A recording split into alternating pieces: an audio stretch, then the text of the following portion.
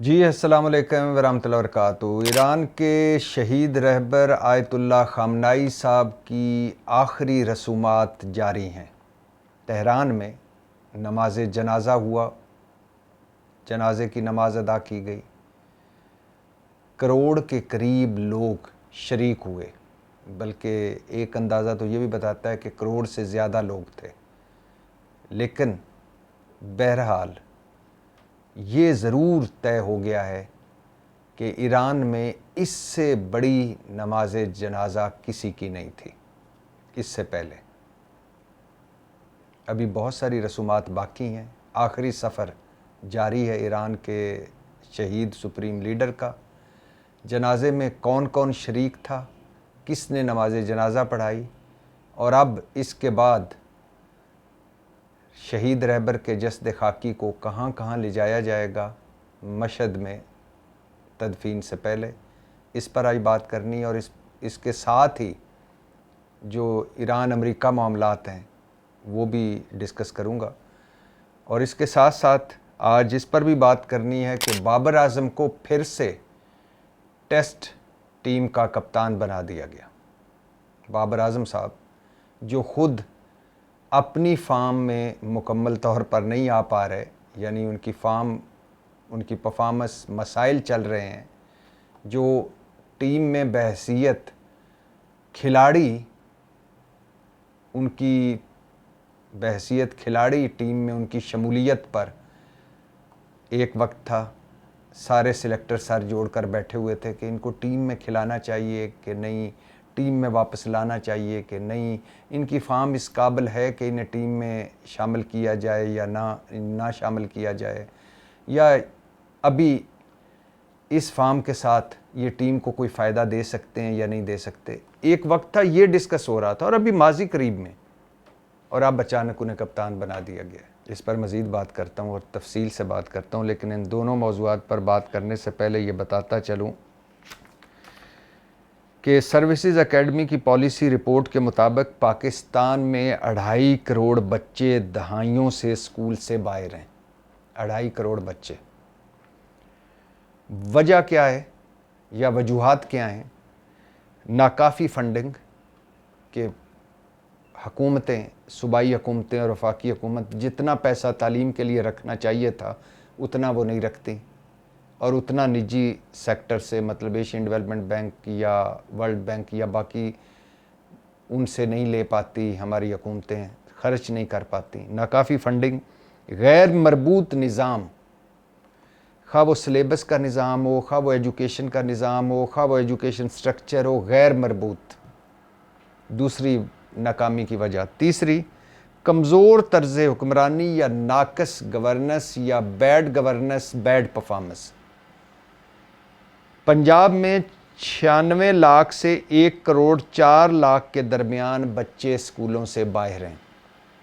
जहाज़ सरकार की बात कर रहा हूँ, मरीम नवाज़ सरकार की बात कर रहा हूँ।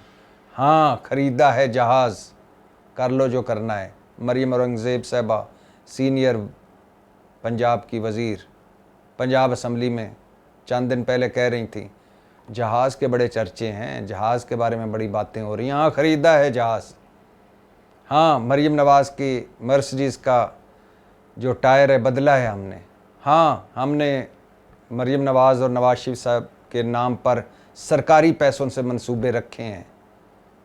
हाँ, हमने अरबों रुपए के इश्तिहारात दिए इलेक्ट्रॉनिक और प्रिंट मीडिया को, अपनी तस्वीरों भरे। हाँ, हमने जगह जगह मरीम नवाज़ साहब की तस्वीरें लगा दी हैं। हाँ, हमने नवाज़ शरीफ साहब को VIP प्रोटोकॉल दिया हुआ है। हाँ, हमने मरीम नवाज़ साहबा को VVIP प्रोटोकॉल दिया हुआ है। हाँ, क्या हुआ अगर हम चार्टर्ड फ़्लाइट्स में या चार्टर्ड तैयारों में मुल्क मुल्क घूमे हैं, ब्राज़ील, जापान, थाईलैंड, क्या हुआ? क्या हुआ अगर हम अपने साथ अपने फेवरेट लोगों को ले गए? हाँ, हमने किया है। उस सूबे में 96 लाख से 1 करोड़ 4 लाख तक के बच्चे स्कूल नहीं जा पा रहे, और वो जहाज़ ख़रीद रहे हैं, लग्जरी जेट जहाज़। और यहाँ एक सवाल छोड़े जा रहा हूँ, ये स्टोरी ब्रेक करूँगा लेकिन सवाल छोड़े जा रहा हूँ। ज़रा कोई पंजाब का रिपोर्टर, पंजाब का सहाफ़ी इनसे पूछे तो सही, पंजाब वालों से, कि जो पुराना जहाज़ था वो कहाँ है। ये तो नया जहाज़ ख़रीदा ना 19 सीटों वाला, जो पुराना जहाज़ था पंजाब हुकूमत के पास वो कहाँ है। खड़ा है, बेच दिया है। खड़ा है तो क्यों खड़ा है और उसकी मेंटेनेंस पर माहाना कितने पैसे लग रहे हैं, और अगर बेच दिया है तो कितने का बेचा है और वो पैसे कहाँ हैं और किसको बेचा है। ये तो कोई पंजाब के रिपोर्टर किसी को चाहिए कि ज़रा इनसे पूछे, वरना मैं आपको बता दूंगा 1-2 दिनों में। तो वो मरीम नवाज़ साहिबा जिनके अखराजात खर्चने या शाना अखराजात को देखकर लगता है कि पंजाब में कोई तेल और गैस के ज़खायर निकल आए हैं, उस पंजाब में 96 लाख से 1 करोड़ 4 लाख तक के बच्चे स्कूल नहीं जा पा रहे, और बैड गवर्नेंस, बैड परफॉर्मेंस और गैर मयारी निज़ाम के साथ साथ नाकाफ़ी फंडिंग भी इसकी एक वजह है। यानी सब कामों के लिए पैसे हैं, तालीम के लिए पैसे नहीं हैं। और दूसरी पार्टी का सुनते जाइए, भुट्टो वालों का। गुज़श्ता 18 सालों के दौरान एक रिपोर्ट आई है कि गुज़श्ता 18 सालों के दौरान, और ये रिपोर्ट सारी अखबारों में छपी है, जंग, रोज़नामा जंग में भी छपी है, गुज़श्ता 18 सालों के दौरान 4000 अरब से ज़्यादा खर्च किए, तालीम पर खर्च किए गए। गुज़श्ता 18 सालों के दौरान सिंध में 4000 अरब से ज़्यादा पैसे खर्च हुए, और अभी भी 78 लाख बच्चे सिंध में स्कूलों से बाहर हैं। 12,000 स्कूल बंद हैं और तालीम गिरावट और जवाल की तरफ है। यानी 4000 अरब, छोड़ दीजिए गिरावट और जवाल, बड़ी तरक्की कर रही होगी, छोड़ दीजिए स्कूल सारे खुले होंगे, छोड़ दीजिए कि 78 लाख बच्चे स्कूल से बाहर हैं। ये कहानियाँ समझिए। 4000 अरब 18 सालों में कहाँ खर्चे गए, किस पर खर्चे गए, और जो जहाँ जहाँ खर्चे गए हैं वो कौन सी जगह हैं और वहाँ क्या तब्दीली आई। अहम सवाल तो ये है। तो ये है मेरा प्यारा पाकिस्तान।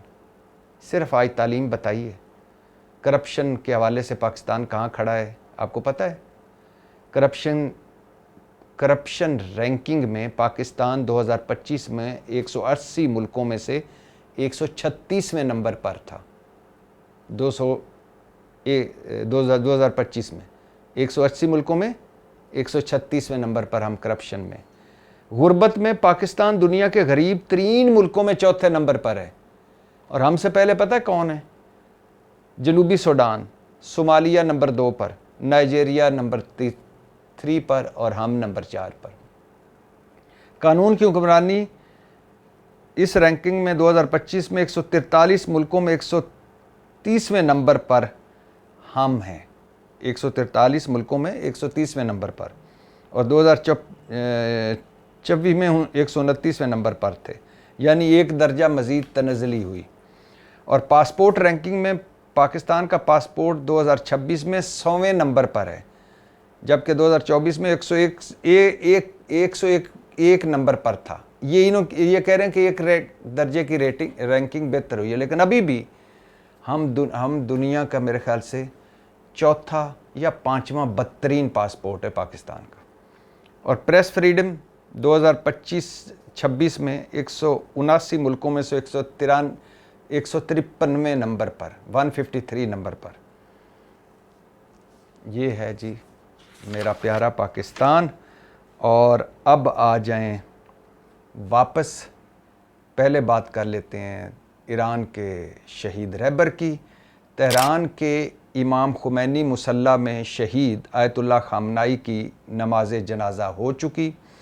ईरानी सदर, ईरानी अहदेदारों और 100 के करीब मुल्कों से, बल्कि 100 से ज़्यादा मुल्कों के वफूद के साथ साथ शहीद खामनाई साहब के तीनों बेटे मैसम, मसूद और मुस्तफ़ा नमाज जनाजा में मौजूद थे, मगर सिक्योरिटी वजूहात की बुनियाद पर ईरान के मौजूदा रहबर और खामनाई साहब के चौथे बेटे मुजतबा खामनाई साहब जनाजे में शरीक ना हो सके, और सुना जा रहा है कि मशहद में तदफीन के मौके पर भी वो शरीक नहीं हो सकेंगे सिक्योरिटी वजूहात की बिना पर।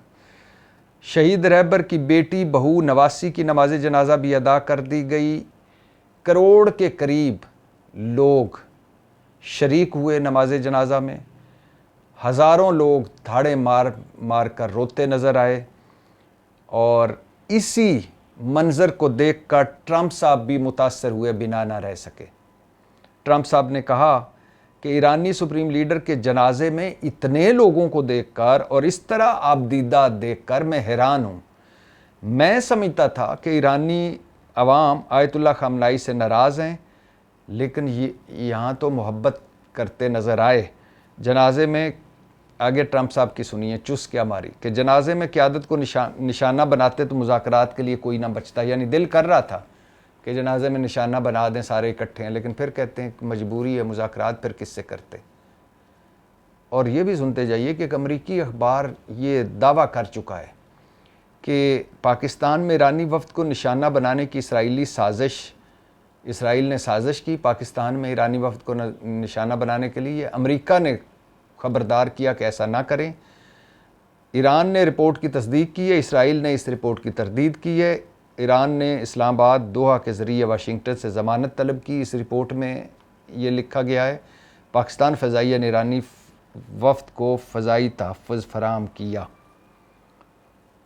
तो ट्रंप साहब कह रहे हैं कि जनाजे में लोगों को इस तरह मोहब्बत करते देखकर अपने रहबर से मैं हैरान हुआ। मैं तो समझता था कि वो नाराज़ हैं और यही ब्रीफिंग दी थी नेतन्याहू ने 26 फरवरी 2025 या 26 फरवरी 2026 को, जब ये 28 फरवरी को हमला किया था अमेरिका इसराइल ने ईरान पर, और 26 फरवरी को ब्रीफिंग दी थी नेतन्याहू और इनके मोसाद के चीफ और आला हुकाम और अमेरिका के CIA के हेड और नायब सदर और मार्को रूबियो और बाकी सारे भी मौजूद थे, जिसमें नेतन्याहू ने कहा कि बड़ा मौका है, अवाम सड़कों पर हैं ईरान में लोग तंग हैं इस मौजूदा रजीम से, तो हम मेन क़यादत को मारेंगे और फिर ईरान में लोग सड़कों पर आ जाएंगे, रजीम चेंज हो जाएगा और फिर हम अपना बंदा बिठा देंगे। तो ट्रंप साहब कह रहे हैं मैं तो हैरान रह गया इतनी मोहब्बत देखकर। और ट्रंप साहब की बात हो रही है तो ये भी सुनते जाइए कि ईरान से जंग की वजह से ट्रंप साहब की मकबूलियत 36% पर आ गई है। ये 56% थी, 36% पर आ गई है। ये जंग अमरीकी अवाम के लिए मुतनाज़े जंग है, वो समझते हैं, और महंगी जंग है। 58% इसे लागत के लिहाज से नाकाम समझते हैं कि जितना खर्चा हुआ है उतना हासिल वसूल कुछ नहीं हुआ। मुआहदा भी कायल नहीं कर सका अमरीकी अवाम को, और 66% ने मुआहदा मुस्तरद कर दिया है। और नवंबर इंतखाबात में डेमोक्रेट्स को बरतरी है ट्रंप साहब पर, मतलब रिपब्लिकन्स पर। तो ट्रंप साहब मुश्किलात में घिरे हुए हैं और अगर यही सूरत हाल रही तो अमेरिका में रजीम चेंज हो सकता है और इसराइल में तो यकीनन रजीम चेंज है, क्योंकि नेतन्याहू की मकबूलियत ज़मीन पर है और अपोजिशन नेतन्याहू पर गरज बरस रही है और नेतन्याहू साहब के पास कोई जवाब नहीं है किसी सवाल का। बस लबनान पर हमला कर देते हैं ताकि अवाम मुतमिन हो, लेकिन बकौल ट्रंप आपसे हर इसराइली नफ़रत करता है। खैर, वापस आते हैं अपने दूसरे मौजू पर। बाबर आज़म को फिर से टेस्ट टीम का कप्तान बना दिया गया है। वो वेस्ट इंडीज़ और इंग्लैंड 2 टेस्ट सीरीज़ में कप्तानी करेंगे।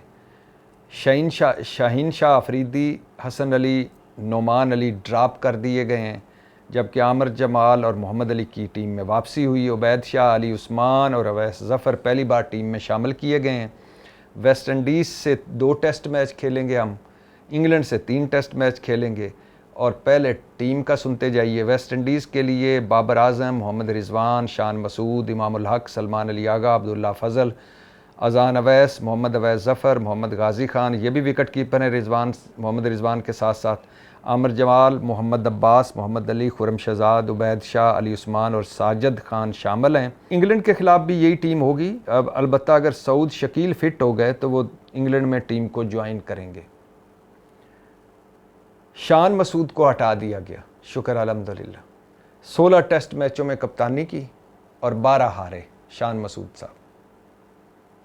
बांग्लादेश के खिलाफ 2 टेस्ट सीरीज़, पहली टेस्ट टीम पाकिस्तानी बनी टेस्ट खेलने वाली जो एक टीम से 2 मरतबा वाइट वॉश करवाया इन्होंने, वो बांग्लादेश। तो शान मसूद साहब से तो जान छूटी, वो है ना, जान छूटी सो लाखों पाए। लेकिन बाबर आजम फिर से कप्तान। अगर बाबर आजम को ही दोबारा कप्तान बनाना था तो पहले हटाया क्यों? और जब बाबर आजम को हटाया था उस वक्त तो फिर भी कम से कम उसमें कॉन्फिडेंस तो था कि मेरी फार्म में बेहतरी ले आऊँगा, कप्तानी भी बेहतर कर लूँगा। अब तो उसको इतना रुसवा करने के बाद, हटाने के बाद, ज़हनी टॉर्चर के बाद फिर आपने कप्तान बना दिया। वो खेत मिट्टी अपनी परफॉर्मेंस के लिए खेलेगा या टीम के लिए खेलेगा, या अपनी परफॉर्मेंस को देखेगा या टीम को देखेगा? अच्छा, मज़े की बात सुनिए। शान मसूद 16 टेस्ट मैचों में से 12 टेस्ट मैच हार कर पाकिस्तान के दूसरे नाकाम तरीन कप्तान हैं। और पता है पहले कौन है? मिसबाह उल हक साहब। मिसबाह उल हक साहब ने 7 साल टीम की क़ियादत की, ज़्यादा टेस्ट मैचों में क़ियादत की किसी भी कप्तान से, और 56 टेस्ट मैचों में 19 में इन्हें शिकस्त हुई मिसबाह उल हक साहब को। तो और फिर यही मिसबाह उल हक हैं जो असद शफीक और अल्हम्दुलिल्लाह आकिब जावेद के साथ मिलकर और बाकी लोगों के साथ मिलकर इन्होंने टीम पहले सिलेक्ट की, और फिर मीडिया को भी मिसबाह उल हक, आकिब जावेद और असद शफीक तीनों मिलकर बता रहे थे कि हमने नाकाम तरीन, दूसरे पाकिस्तानी हिस्ट्री के नाकाम तरीन कप्तान को हटाया है। और बता, शान मसूद की बात कर रहा हूँ। और बता कौन रहा था? पहला नाकाम तरीन, पहले नंबर पर नाकाम तरीन कप्तान मिसबाह उल हक। ये हाल है। बाबर आजम को हटाया, अब फिर से कप्तान बना दिया गया। यानी वो खिलाड़ी जिसकी टीम में कल तक जगह नहीं बनती थी परफॉर्मेंस देखकर, उसको अब कप्तान बना दिया गया। सलमान अली आगा, वो भी यही हाल। शान मसूद 2-4 इनिंग्स निकाल दें तो वो भी यही हाल। अच्छा, बाबर आजम साहब ने आखिरी टेस्ट सेंचुरी दिसंबर 2022 में न्यूजीलैंड के खिलाफ बनाई। 4 साल हो गए हैं उनको आखिरी सेंचुरी बनाए हुए, और इसके बाद 16 टेस्ट मैचों में सिर्फ 4 निस्फ सेंचुरियों की मदद से 836 रन बना पाए हैं बाबर आजम साहब। और एवरेज पता कितनी है? 27 की। 27 की एवरेज है। 4 साल पहले एक सेंचुरी बनाई थी, और पहले टीम में भी जगह नहीं बन रही थी, और उससे पहले कप्तानी से हटाया गया था, अब फिर कप्तान बना दिया गया है, और 2 टेस्ट सीरीज का, वो भी इंग्लैंड और वेस्ट इंडीज। और ये हमारे इस पीसीबी का या पाकिस्तान क्रिकेट बोर्ड का या हमारे क्रिकेट का या हमारे क्रिकेटर्स का, ये सिर्फ एक जगह पे नहीं, हर शोबे यही हाल है। अभी तालीम का बताया था, सवा सत्यानाश और बुरा हाल है।